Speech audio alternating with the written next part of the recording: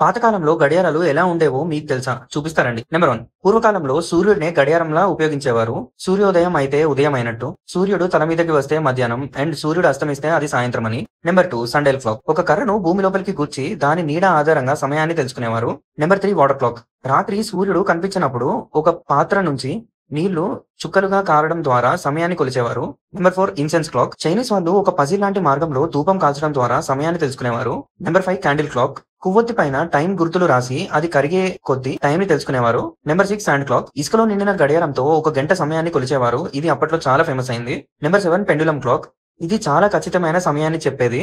కానీ దీంట్లో కేవలం గంట ముళ్ళు మాత్రమే ఉండేది మరియు దీన్ని పెద్ద పెద్ద బిల్డింగ్స్ పైన ఉపయోగించేవారు. Number 8 electric clock.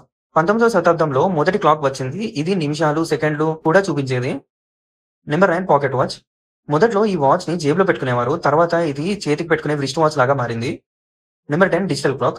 ఈ రోజుల్లో డిజిటల్ గడియారాలు వచ్చాయి. దీంట్లో ముళ్ళు అవసరం లేదు. నేరుగా నెంబర్స్ తోనే టైం తెలుసుకోవచ్చు. మీకు ఇది నచ్చితే ప్లీజ్ లైక్ చేసి ఫాలో అవ్వండి అండ్ మీ ఫ్రెండ్స్ అండ్ ఫ్యామిలీతో షేర్ చేయండి.